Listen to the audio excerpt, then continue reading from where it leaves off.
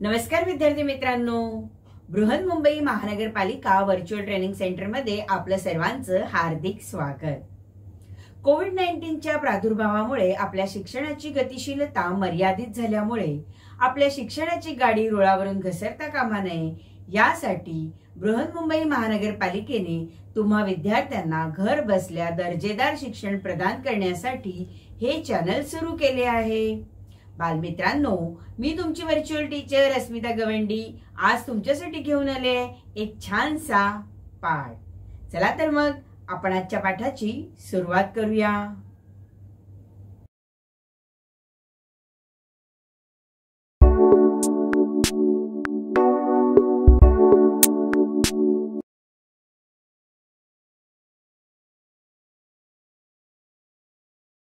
इयत्ता 9वी आणि आपला आजचा विषय आहे इतिहास। चला तर विद्यार्थी मित्रांनो, आज आपण इतिहासामध्ये अभ्यासणार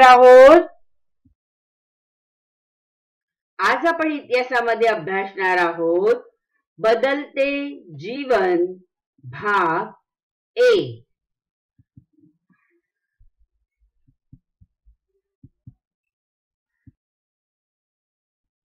विद्यार्थी मित्रांनो, स्वातंत्र्योत्तर भारत कालखंड इसवी सन 1961 ते 2000 पर्यंतचा जो कालखंड आहे, हा कालखंड आपण आतापर्यंत अभ्यासला।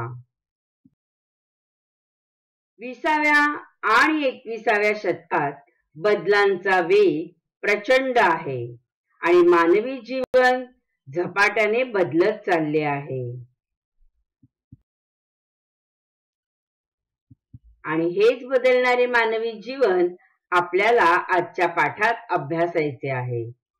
बदलते जीवन भाग 1 मध्ये आपण जे मुद्दे अभ्यासणार आहोत ते म्हणजे 1 कुटुंब संस्था, 2 समाज कल्याण, 3 अनुसूचित जाती व जमाती, 4 सार्वजनिक आरोग्य।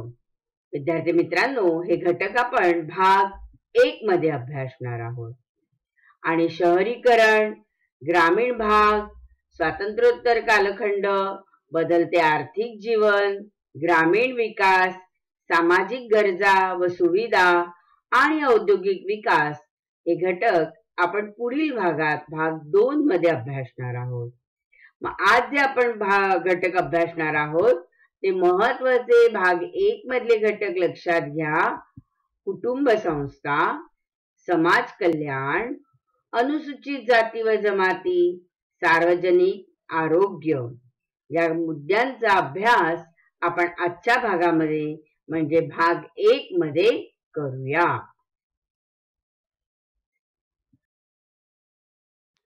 चला तर विद्यार्थी मित्रांनो, आपण आजच्या पाठाची सुरुवात करूया आणि पाहूया बदलते जीवन। 21व्या शतकात बदलांचा वेग हा प्रचंड आहे आणि मानवी जीवन हे झपाट्याने बदलत चालले आहे। पूर्वी आपण ज्याची कल्पनाही करू शकलो नसतो त्या गोष्टी आता वास्तवात उतरल्या आहेत। प्राचीन व मध्ययुगीन काळात धर्म ही एक माणसाची महत्त्वाची ओळख होती। हिंदू, मुस्लिम, ख्रिस्ती, शीख, जैन, बौद्ध, पारशी आणि ज्यू इत्यादी धर्मापुढे आधुनिकीकरणाने आव्हाने उभी केली आहेत। मध्ययुगीन कालखंडातील अनेक प्रार्थना स्थळे जी आहेत ही प्रत्येक धर्माचं वैशिष्ट्य सांगणारी आहेत। विद्यार्थी मित्रांनो, डॉक्टर बाबासाहेब आंबेडकरांनी संविधानाच्या माध्यमातून आपल्या पारंपरिक विचारसरणीत खूप मोठा बदल घडवून आणला। आपल्याला संविधानाने राईट टू इक्वॅलिटी म्हणजे समानतेचा हक्क दिला आहे आणि त्यामुळे प्रत्येक नागरिक हा संविधानानुसार समान आहे।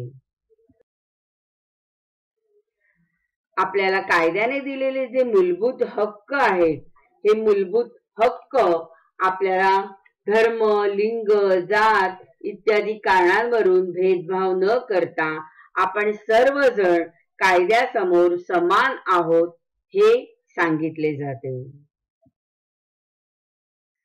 सर्व नागरिकांना धार्मिक स्वातंत्र्य असते आणि प्रत्येक नागरिकाला आपल्या धर्मानुसार आपल्या देवतांची पूजा करण्याचं स्वातंत्र्य आपल्या देशामध्ये आहे. त्याचप्रमाणे अस्पृश्यतेचे पालन करणे हा गुन्हा ठरवला आहे. त्यामुळे सर्वांना जातीभेद न बाळता एकोप्याने राहणं गरजेचं असतं, आवश्यक असतं. आणि आपल्या संविधानामध्ये ज्येष्ठ कनिष्ठ हा भेदभाव करता येत नाही.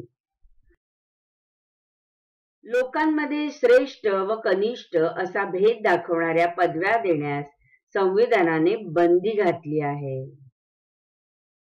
पूर्वीच्या काळी राजा, महाराजा, राव बहादूर अशा पदव्या दिल्या जात होत्या आणि ह्या पदव्या आता रद्द केल्या आहेत आणि संविधानानुसार प्रत्येक जण हे समान आहे. लिंग समानताही आहे, म्हणजे स्त्री पुरुष हा भेदभाव आता केला जात नाही. पूर्वीच्या काळी स्त्रियांना मतदानाचा अधिकार सुद्धा नव्हता आणि स्त्रियांवर अनेक बंधनं लादलेली होती. पण स्वतंत्र भारतात संविधानानुसार लिंग समानता आणली आहे आणि लिंग भेदभाव करणाऱ्यास अटक सुद्धा होऊ शकते. भारताने आपली सांस्कृतिक परंपरा जपता याव्यात आणि आपल्या वैशिष्ट्यपूर्ण भाषेचाही विकास करता यावा यासाठी ही संविधानात तरतूद केली आहे. आपापला सांस्कृतिक वेगळेपणा जतन करण्याचा हक्क संविधानाने प्रत्येक नागरिकास दिलेला आहे. प्रत्येकाला आपल्या भाषेमध्ये शिक्षण घेता येते आणि आपली भाषा समृद्ध आणि संवर्धन करण्यासाठी प्रत्येकाला स्वातंत्र्य आहे. भारताच्या कानाकोपऱ्यात बसलेली छोट्या छोट्या गावांमधली संस्कृती, अगदी आदिवासी पाड्यातली संस्कृती सुद्धा जतन केली जात आहे.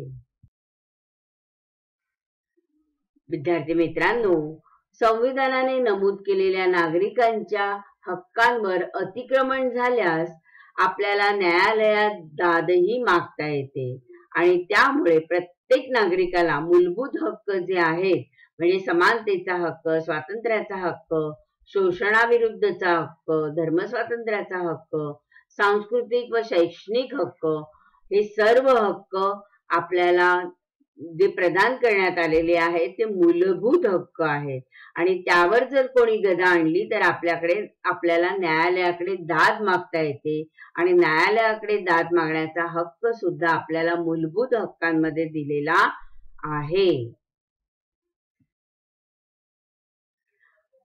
आपल्याला संविधानाने भाषण व अभिव्यक्ती स्वातंत्र्य दिलं आहे आणि भारतीय नागरिकांना विचार करण्याचे आणि आपला विचार विविध माध्यमातून व्यक्त करण्याचेही स्वातंत्र्य आहे. आपण आपले विचार प्रकट करू शकतो, दुसऱ्यासमोर मांडू शकतो. स्वातंत्र्यपूर्व काळात संघटित होणे हा गुन्हा समजला जात होता आणि त्यामुळे सभा स्वातंत्र्य नव्हते. परंतु स्वतंत्र भारतामध्ये आपल्याला शांततेने विनाशस्त्र एकत्र जमण्याचा व संघटित होण्याचा अधिकार संविधानाने दिलेला आहे. त्याचप्रमाणे आपण भारतात कुठेही जाऊ शकतो, म्हणजे आपल्याला संचार स्वातंत्र्य आहे आणि तसेच आपण भारतामध्ये अगदी दक्षिणोत्तर, पूर्व पश्चिम कुठेही भारताच्या कोणत्याही कोपऱ्यात आपल्याला राहण्याचंही म्हणजे वास्तव्य करण्याचंही स्वातंत्र्य आहे. आपण भारतात आपलं घर कुठल्याही राज्यामध्ये घेऊ शकतो. आपल्याला आवडीनुसार व्यवसाय करण्याचाही अधिकार आहे. पूर्वी जाती आणि परंपरेनुसारच व्यवसाय असे आणि तो घराण्यापासून चालत आलेला व्यवसायच त्या व्यक्तीला करावा लागत असे. पण आता आपण आपल्या आवडीचा व्यवसाय करू शकतो. आपल्याला जी गोष्ट शिकायची आहे ती शिकू शकतो. प्रत्येक व्यक्तीस आपली भाषा, आपली लिपी आणि संस्कृती जतन करण्याचेही स्वातंत्र्य आहे. बालमित्रांनो, तुम्हाला माहित आहे का, स्वातंत्र्यपूर्व कालखंडात सर्व बालकांना शिक्षण घेण्याचा अधिकार नव्हता. ठराविकच जाती धर्मातील मुलं शिकत होती आणि अन्य बाकी मुलं ही शिक्षणापासून वंचित होती. पण स्वातंत्र्यानंतर संविधानाने सर्वांना मोफत शिक्षण प्रदान केलेले आहे आणि सर्व बालकांना शिक्षणाचा अधिकार दिलेला आहे. 2009 मध्ये मोफत आणि सक्तीच्या शिक्षणाचा हक्क आला. सर्व बालकांना म्हणजे वय वर्ष 6 ते 14 वयोगटातील मुलांना सक्तीचे शिक्षण दिले गेले. म्हणजे कोणत्याही मुलाला आता बालमजूर म्हणून ठेवता येणार नाही. त्यांना प्रत्येकाला शाळेत गेलेच पाहिजे. त्याचप्रमाणे शासनाने शोषणाविरुद्धचा हक्क सुद्धा काढला. म्हणजे माणसांची खरेदी विक्री, गुलामगिरी, वेठबिगारी किंवा 14 वर्षाखालील मुलामुलींना कामावर ठेवण्यास बंदी घालण्यात आली. बालमजुरी हेही एक प्रकारचे शोषणच आहे. 14 वर्षे वयाखालील मुलामुलींना कारखाने आणि किंवा इतर धोकादायक ठिकाणी कामावर ठेवण्यास बंदी घालण्यात आली आहे. आणि हा असा कायदा केल्यामुळे कायद्याने आता बालमजूर नेमणे किंवा बालकांना काम सांगणे, सक्त मजुरीचं काम सांगणे हा कायदेशीर गुन्हा ठरतो. पूर्वी असलेली वेठबिगारी, संविधानातील तरतुदींमुळे जाती व्यवस्थेच्या चौकटीला धक्का बसला. माणसाला माणूस म्हणून वागवले पाहिजे, त्याला गुलाम म्हणून जर वागवले तर, किंवा स्त्रियांवर अत्याचार घडले तर, मुलांचं शोषण झालं तर, हुंडाबळी किंवा रिश्वतखोरी या सर्व गोष्टींवर कायद्याने आता बंधन घातले आहे आणि तशी संविधानामध्ये तरतूद करण्यात आली आहे. वंशपरंपरागत व्यवसाय ही कल्पनाही आता मोडीत निघण्यात मदत झाली आहे आणि प्रत्येक व्यक्ती तिला आवडेल तो तिच्या आवडीचा व्यवसाय करू शकते आणि अशा पद्धतीने जीवनाच्या सर्व क्षेत्रात बदल होण्यास सुरुवात झाली आहे. विद्यार्थी मित्रांनो, लक्षात घ्या, भारतातील नागरिकांना दिलेले जे मूलभूत अधिकार आहेत ते मूलभूत अधिकार कोणते? तर भाषण व अभिव्यक्ती स्वातंत्र्य, विनाशस्त्र संघटित होण्याचा अधिकार, भारतात कोठेही स्थायिक होण्याचा अधिकार, संचार स्वातंत्र्य म्हणजे कुठेही देशभर फिरता येऊ शकतं, भाषा, लिपी, संस्कृती जतनाचा अधिकार आणि सांस्कृतिक अधिकार. हे सर्व अधिकार म्हणजे हे सर्व मूलभूत अधिकार भारतीय नागरिकांना संविधानाने दिलेले आहेत. विद्यार्थी मित्रांनो, तुम्हाला महात्मा गांधींच्या जीवनातील एक प्रसंग आठवतो का? पहा बरं, या चित्रातून तो चित्रित झालेला आहे. महात्मा गांधी ज्या वेळेला आफ्रिकेत होते त्यावेळेला ते फर्स्ट क्लासच्या डब्यातून प्रवास करत होते. त्यांच्याकडे फर्स्ट क्लासच्या डब्याचं तिकीट होतं, पण ते भारतीय आहेत म्हणून फर्स्ट क्लासच्या डब्यातून प्रवास करू शकत नव्हते. त्यांचं सामान उतरवण्यात आलं आणि त्यांना फर्स्ट क्लासच्या डब्यातून उतरवून थर्ड क्लासच्या डब्यात पाठवण्यात आलं. आता हा स्वातंत्र्यपूर्व कालखंडातील प्रसंग जो आहे, ब्रिटिशांचं साम्राज्य होतं त्यावेळेला भारतीयांना मिळणारी वागणूक ही अशी चतुर्थ दर्जाची अशी होती.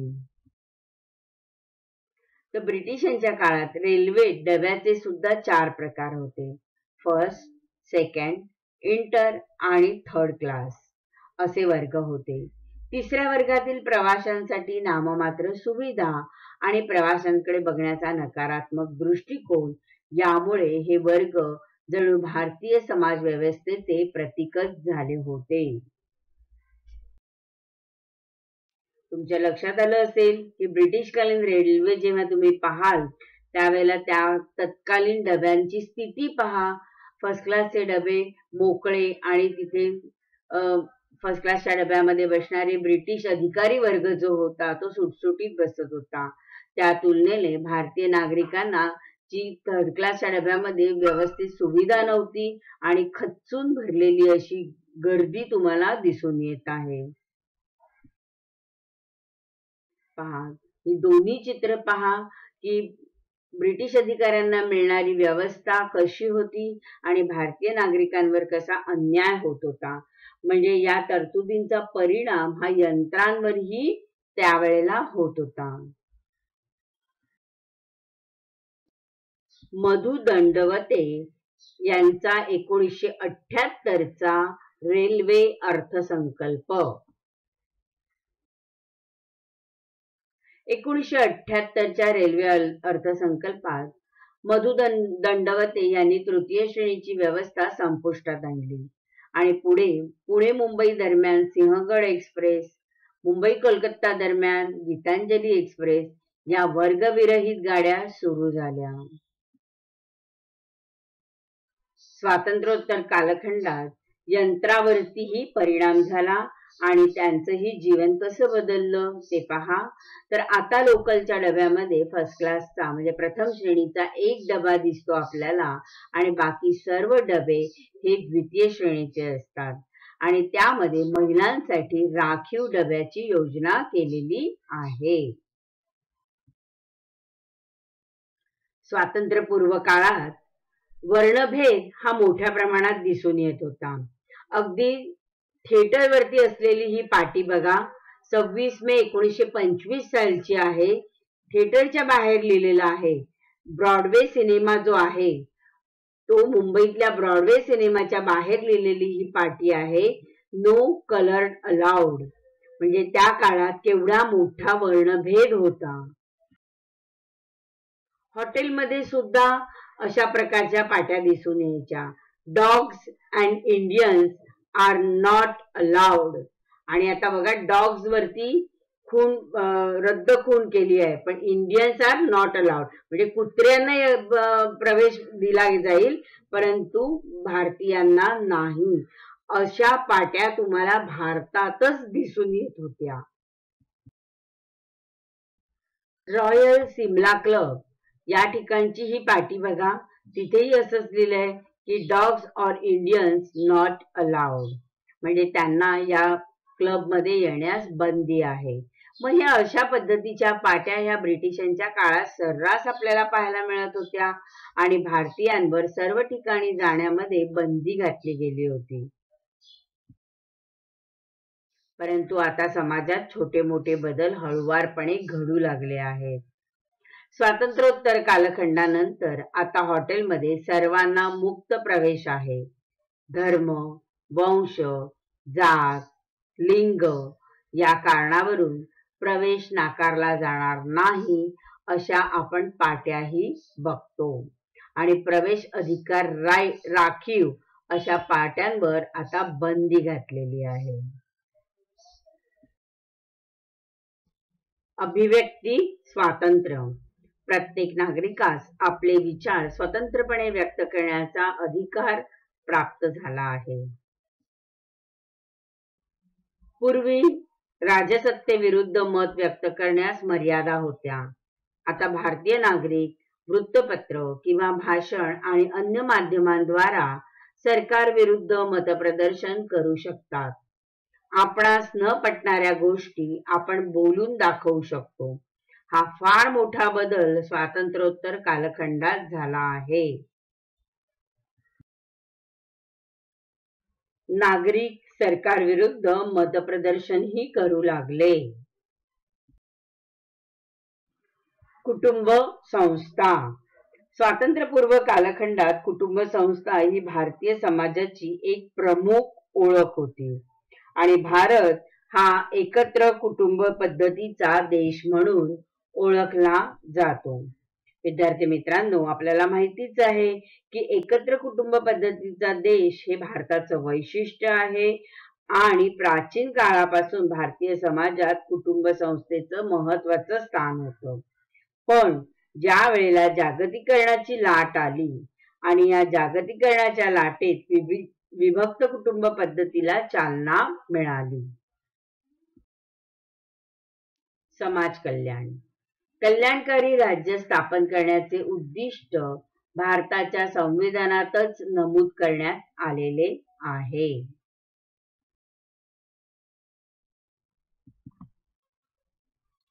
भारतीय नागरिकांना पूर्ण रोजगार, आरोग्य सुविधा, शिक्षण व विकासाची संधी उपलब्ध करून देणे हे समाज कल्याण कार्यक्रमाचे उद्दिष्ट आहे. भारतीय समाज व्यवस्था जर आपण पाहिली तर भारतीय समाज व्यवस्थेत विषमता मोठ्या प्रमाणात दिसून येते. मग ही विषमता कुठे आहे तर आर्थिक विषमता आहे, सामाजिक विषमता आहे, शैक्षणिक विषमता आहे आणि सांस्कृतिक विषमता ही आहे. तर या आर्थिक, सामाजिक, शैक्षणिक, सांस्कृतिक विषमता मोठ्या प्रमाणात भारतामध्ये दिसून येते.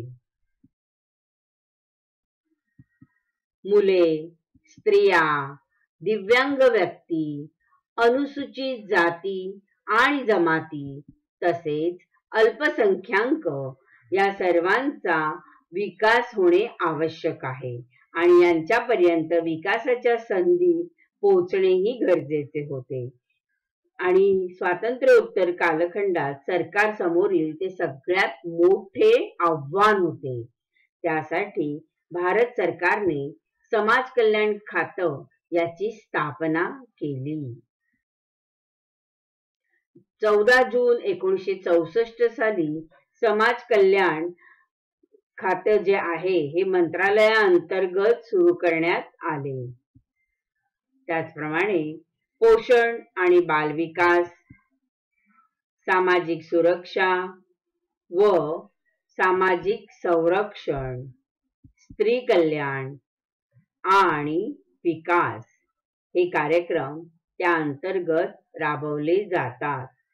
अशाच प्रकारची व्यवस्था घटक राज्य पातळीवरही करण्यात आली. अनुसूचित जाती व जमाती. 1971च्या जनगणनेनुसार देशात 22% लोक हे अनुसूचित जाती जमातीचे होते आणि सर्वांसाठी कायदे करून, शैक्षणिक शिष्यवृत्ती व प्रतिनिधित्व देऊन संस्थेत व राज्य विधिमंडळात शासकीय सेवेत काही राखीव जागा या अनुसूचित जाती जमातीच्या लोकांसाठी ठेवण्यात आल्या. विद्यार्थी मित्रांनो, आता आपण अभ्यासूया सार्वजनिक आरोग्य. भारतीय संविधानात शासनाचे प्राथमिक कर्तव्य म्हणून भारतीय जनतेचे राहणीमान वाढवावे, सुपोषण साधावे व सार्वजनिक आरोग्यही सुधारावे असे नमूद केले आहे. केंद्र शासनाचे आरोग्य व समाज कल्याण मंत्रालय या संदर्भात राज्य शासनास मदत करते.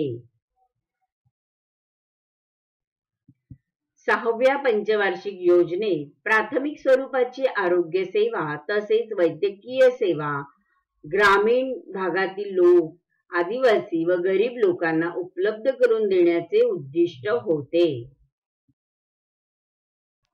सर्वांचे आरोग्य सुदृढ राहावं यासाठी आरोग्याच्या संदर्भात भारताने ॲलोपॅथी, युनानी, होमिओपॅथी, आयुर्वेद, निसर्गोपचार इत्यादी पद्धतींना मान्यता देऊन लोकांचे आरोग्य चांगले ठेवण्याचा प्रयत्न सुरू झाला.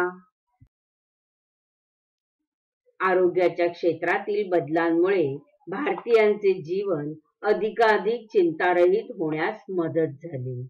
1962 मध्ये तामिळनाडूमधील वेल्लूर येथील ख्रिश्चन मेडिकल कॉलेजच्या इस्पितळात डॉक्टर एन गोपीनाथ यांच्या नेतृत्वाखाली भारतात ओपन हार्ट शस्त्रक्रिया यशस्वीरित्या करण्यात आली.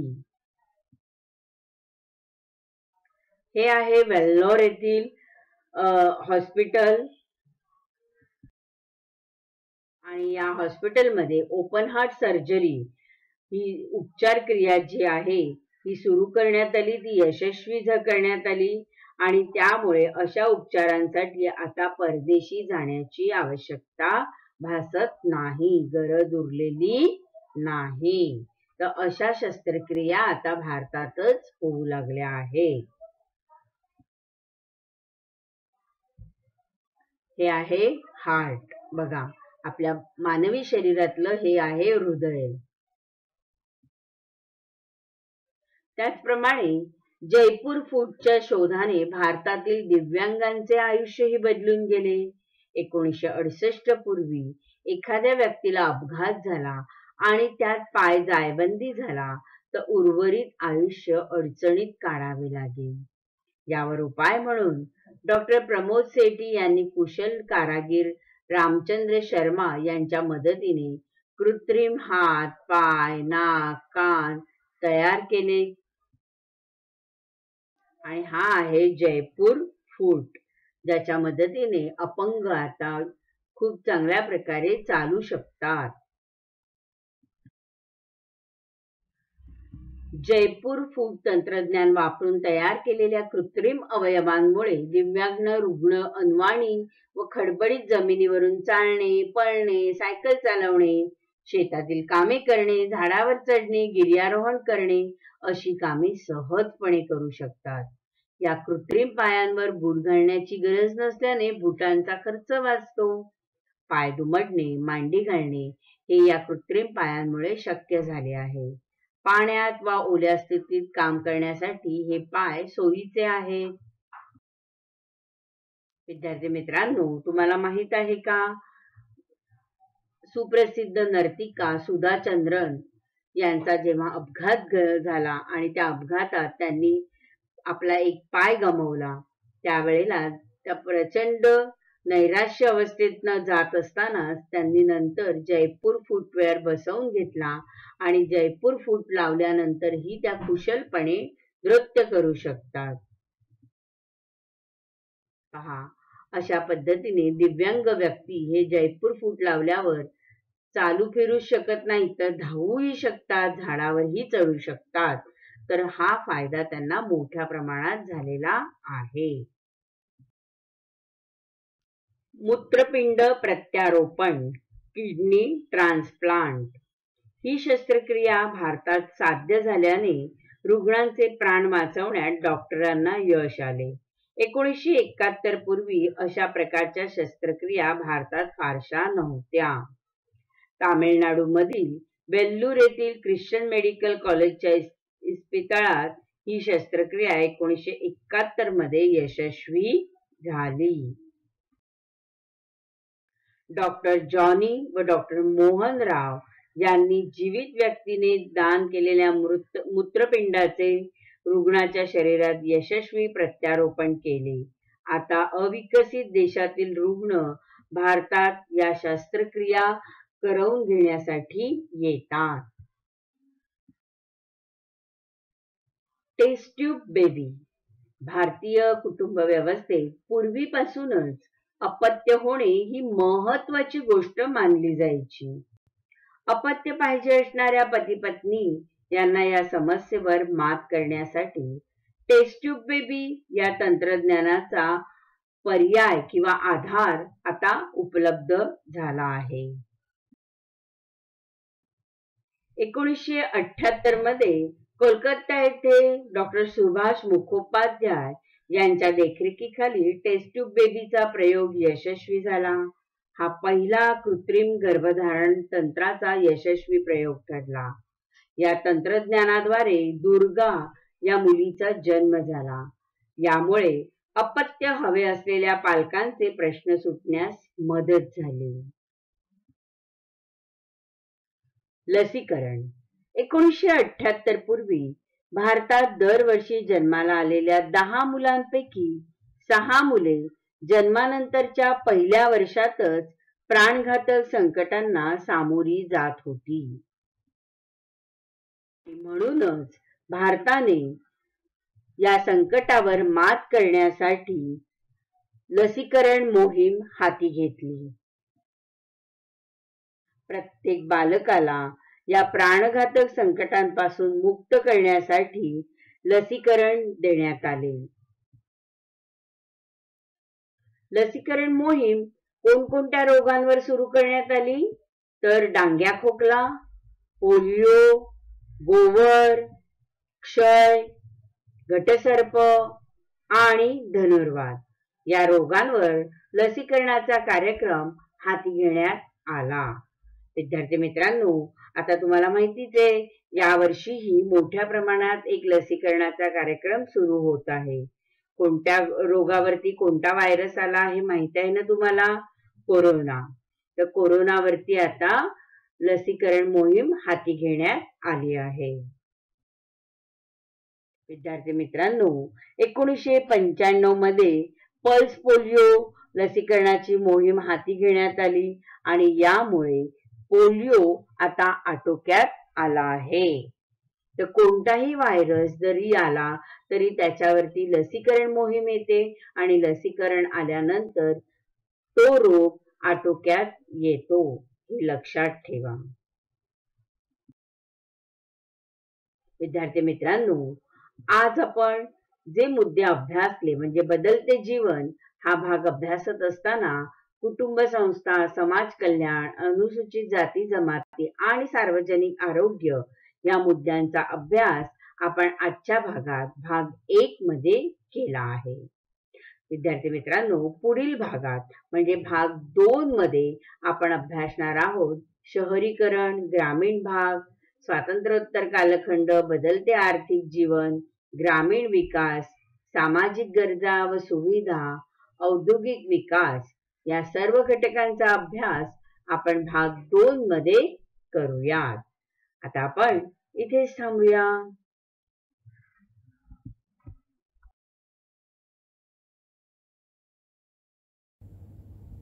बालमित्रांनो, कसा वाटला तुम्हाला माझा आजचा पाठ? आवडला ना? नक्कीच आवडला असणार. मग तुम्हाला माझे असे छान छान पाठ पाहायचे आहेत का? तर तुम्ही हे चॅनल सबस्क्राईब करा आणि हो, तुम्हाला जर पहिल्यांदा नोटिफिकेशन हवं असेल तर बेल आयकॉनला क्लिक करा आणि तुमच्या जर काही कमेंट्स असतील तर खाली दिलेल्या कमेंट बॉक्समध्ये नक्की लिहा. आता आपण इथेच थांबणार आहोत. धन्यवाद. धन्यवाद.